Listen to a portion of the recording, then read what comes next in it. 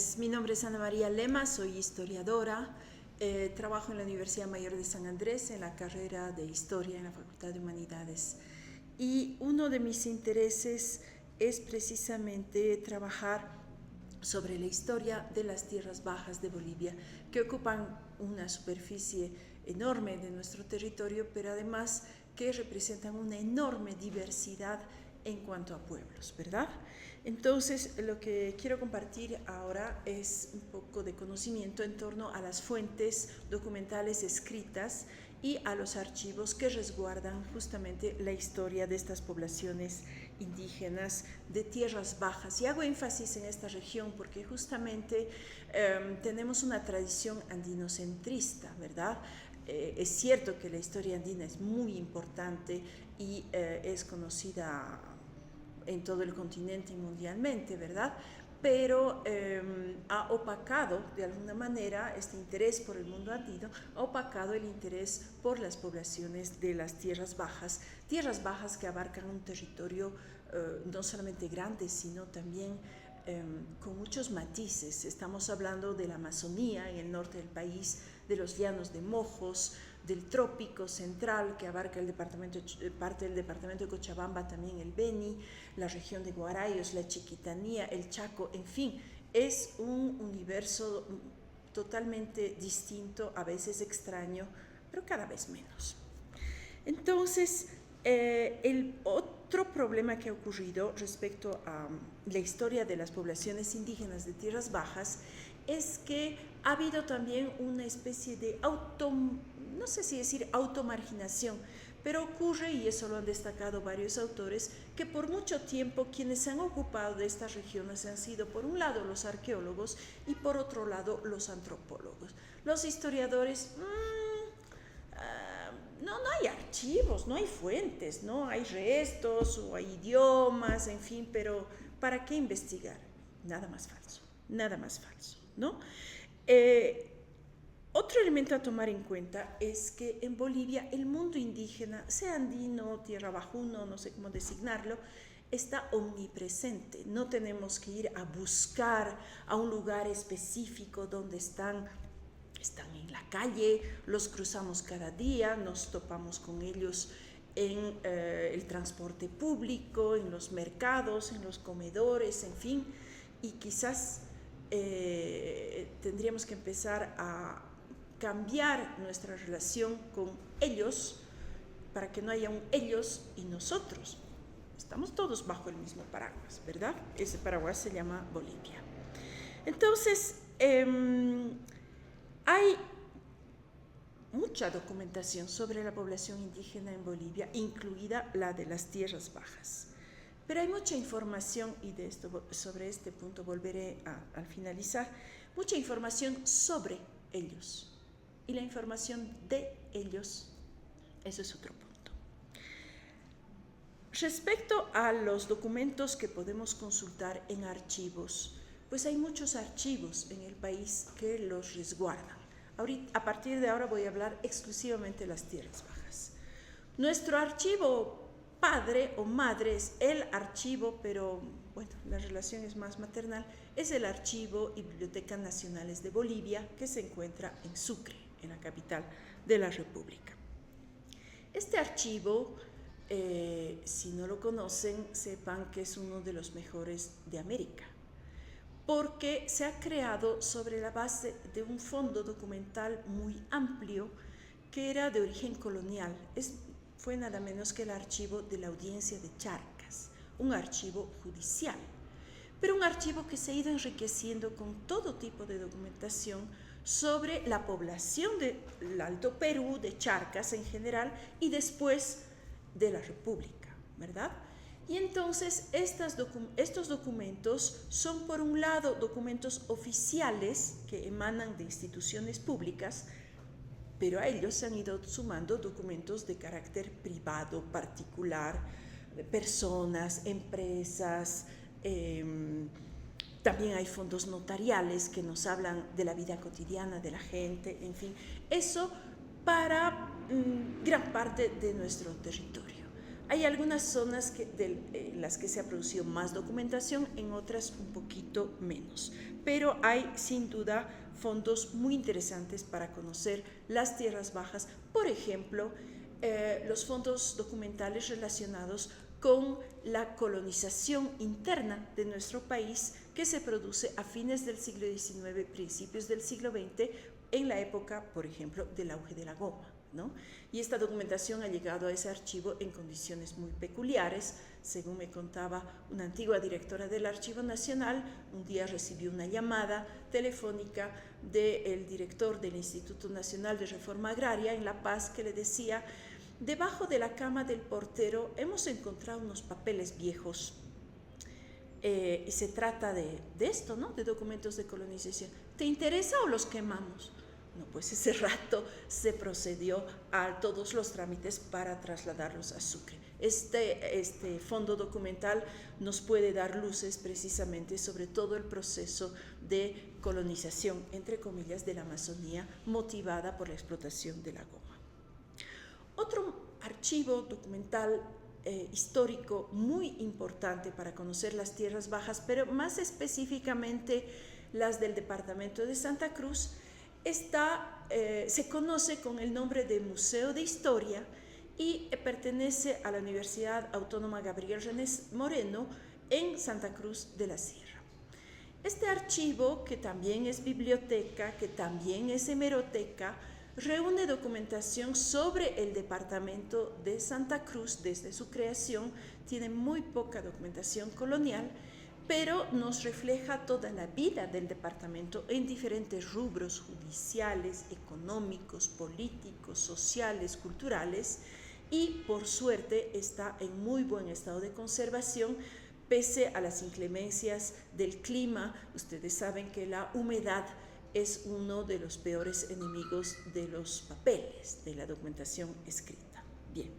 Entonces ahí se va a encontrar con lujo de detalles, porque este archivo tiene un catálogo muy, muy detallado, todo, bueno, no todo, pero casi todo lo que ha ocurrido en el departamento a lo largo del siglo XIX y parte del siglo XX. Otro repositorio fundamental está en otro lado del país, en la ciudad de Tarija. En Tarija se encuentra el Centro Documental Franciscano, que reúne también biblioteca y archivo, hemeroteca no creo, biblioteca y archivo de documentos producidos por los religiosos franciscanos. ¿Por qué ellos? Porque existía a partir de la segunda mitad del siglo XVIII una especie, se llamaba Colegio de Propaganda Fide, pero es un centro de capacitación para religiosos franciscanos para que vayan a evangelizar a poblaciones indígenas, específicamente en el Chaco. La región del Chaco en Bolivia está compartida actualmente por 3 departamentos, Santa Cruz, Chuquisaca y Tarija, pero desde Tarija entonces hubo un movimiento muy importante y todo lo que hicieron los franciscanos está, por supuesto, documentado y está allí y ha sido reunido y ordenado y clasificado gracias a la obra de un franciscano también, que ya no está entre nosotros, el padre Lorenzo Calzavarini, pero sus seguidores pues siguen sus huellas y ese archivo es realmente fantástico para conocer el mundo indígena del Chaco. Estamos hablando de chiriguanos, que es el término con el cual se designaba a los guaraníes. Estamos hablando de tobas, de Huenayec, otrora conocido como matacos, y otras poblaciones menos numerosas que habitaban y que siguen habitando esta región. Si cambiamos de región y nos vamos un poco más al norte, llegamos al actual departamento del Beni, otrora conocido como Mojos, la parte sur del Beni, y hay varios archivos que cubren diferentes épocas de la historia de este territorio diverso, porque el sur tiene una composición totalmente distinta al norte, a la del norte, que es más amazónico. Entonces encontramos desde archivos notariales, por ejemplo en la ciudad de Trinidad, hasta el famoso archivo de la Casa Suárez, que se encuentra en Guayaramerín, en malas condiciones lamentablemente, pero es un archivo icónico porque es el reflejo de la actividad de una de las principales empresas económicas que conoció Bolivia a fines del siglo XIX y a principios del siglo XX. Siempre digo que Nicolás Suárez, que encabezaba este conjunto de empresas de la Casa Suárez y Hermanos, era comparable a Simón Patiño. Y con él, o más bien dicho, para él, trabajaron pues miles y miles de indígenas de diferentes regiones del país. La mano de obra local no era suficiente para abastecer la demanda relacionada con la extracción de la goma desde los bosques hasta su traslado hacia los puertos del Atlántico.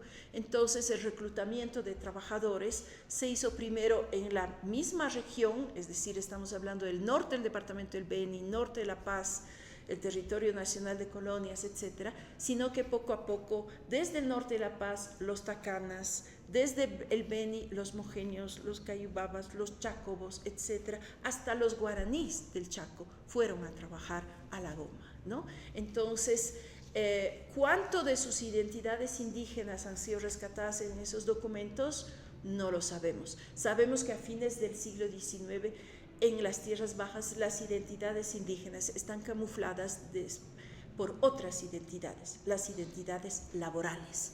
Ellos todos son siringueros, no importa de qué lugar vengan. Bien. Entonces, vemos que la producción documental que existe sobre estas poblaciones indígenas está íntimamente relacionada con procesos económicos, el auge de la goma, antes el auge de la quina, o bien con procesos de avance del Estado sobre esos territorios que, si bien en los mapas pertenecen a Bolivia, en la práctica serán parte de la nación. Eso queda por resolver. Entonces, el marco temporal de esta producción documental es relativamente corto. Estamos hablando de segunda mitad del siglo XIX hasta, digamos, bueno, la actualidad, sobre todo el siglo XX. Pero ¿qué pasó antes? ¿Acaso estos pueblos no tienen historia? ¿Cómo no? Tienen mucha historia, pero los ritmos de la historia de las tierras bajas son distintos a los ritmos de la historia de las tierras altas o de los valles. No nos olvidemos de los valles también. Entonces, en el periodo colonial ha habido un hito muy importante, pero muy localizado, que ha marcado la vida de poblaciones indígenas, y este hito ha sido la creación, la formación y en algunos casos la extinción de misiones religiosas. En Mojos, que actualmente está en el departamento del Beni, en Chiquitos, actualmente en el departamento de Santa Cruz, desde fines del siglo XVII, los jesuitas crearon misiones con poblaciones indígenas muy diversas. Estas misiones llegaron a su término el año 1767, cuando la corona española decide expulsar a la orden jesuítica de todos sus territorios, no solamente de América, sino de todo el mundo, y los padrecitos, como los llamaban, tuvieron que dejar esas regiones donde estaban instaladas, subirse al primer barco y volver a sus regiones de origen.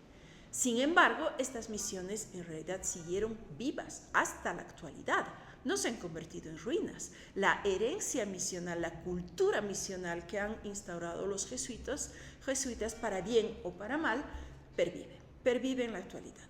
Y los jesuitas también anotaban absolutamente todo lo que hacían. ¿Y dónde está esa documentación? Eso sí está un poquito lejos, está en el Vaticano. Por otro lado, en otras regiones del territorio hubo otros misioneros que también se dedicaron a evangelizar a poblaciones indígenas. Estoy hablando de los franciscanos. Desde el Chaco, en Guarayos, en Yuracarés, está en el Chapare, en Apolobamba, en el norte de La Paz, se instalan misiones franciscanas que curiosamente se secularizan relativamente temprano, en el siglo XIX, pero siguen existiendo. Los franciscanos se retiran unos años, pero después vuelven, llamados precisamente por el gobierno de Bolivia, que ve la necesidad de la labor evangelizadora para que estos salvajes, estoy utilizando el vocabulario de la época, poco a poco se conviertan en neófitos nuevos en la fe, en las misiones, y de ahí puedan poco a poco prepararse para ser ¿qué? ciudadanos, ¿no? Es una historia bastante agitada, con altibajos, en fin, pero también sumamente documentada, y esa documentación, ¿dónde está? Sí, está en Bolivia. Está precisamente en los diferentes centros, en los diferentes colegios de propaganda FIDE que han creado los franciscanos, en Tarija, en Potosí, en Sucre, en la ciudad de Sucre, en Tarata, cerca de Cochabamba, y por supuesto aquí en La Paz. ¿Es accesible esta documentación? No, lamentablemente no, en particular para el caso de La Paz, no. Sabemos dónde está, tenemos idea de lo que es, pero por motivos que no me compete decir aquí, no se puede acceder a esta documentación. Sin embargo, hay cositas que se filtran y hay otros lugares, Tarata, por ejemplo, donde sí hay mucha documentación muy interesante, en particular para Cochabamba y para Santa Cruz. Pero a través de todo esto que les voy diciendo, la pregunta es, ¿quién produce estos documentos? ¿Quién lo hace? ¿Quién escribe? ¿Para qué y para quién? ¿A partir de cuándo vamos a poder realmente poder escuchar, o más bien dicho, leer las voces indígenas, tomando en cuenta que la tradición escrita indígena no es la misma que la tradición escrita castellana, criolla, mestiza, etcétera, ¿no? Entonces, es necesario, creemos, aplicar una especie de cambio de enfoque con relación a la investigación histórica, en la que se pueda visibilizar más el mundo indígena o los mundos indígenas, porque no es un mundo indígena homogéneo en absoluto, es totalmente heterogéneo. Entonces, hay que rescatar estas voces indígenas, estas letras indígenas, pero no hay que aislarlos. Es decir, este mundo indígena se desarrolla en el marco de un contexto mayor, sociedades locales, sociedades regionales y el mismo Estado, ¿no? Entonces, es importante abrirnos a nuevos enfoques, aplicar nuevas metodologías, buscar nuevas fuentes de información y, por supuesto, trabajar también con investigadores indígenas. ¿Contamos con indígenas historiadores en tierras bajas? No. Contamos con antropólogos indígenas, comunicadores indígenas, cineastas indígenas, pero no historiadores. Pero lo que rescatan, la información que rescatan, también es histórica. Entonces son otras maneras de acceder a este complejo y diverso mundo indígena que nos dice mucho, pero sobre otros temas, sobre la vida cotidiana, no necesariamente sobre grandes procesos económicos, pero sí nos van a hablar a lo mejor de una sequía, a lo mejor de las inundaciones, a lo mejor de las migraciones, y eso también es parte de la historia. Entonces, tenemos un gran reto acerca del trabajo a hacer con estas fuentes que existen indudablemente, que en muchos casos sí son accesibles y en otros casos son distintas a las que conocemos tradicionalmente en la investigación histórica. No creo que nos cueste mucho entender estas fuentes y no creo que nos cueste mucho tender mayores puentes entre los diversos elementos que componen nuestra comunidad académica. Así que manos a la obra.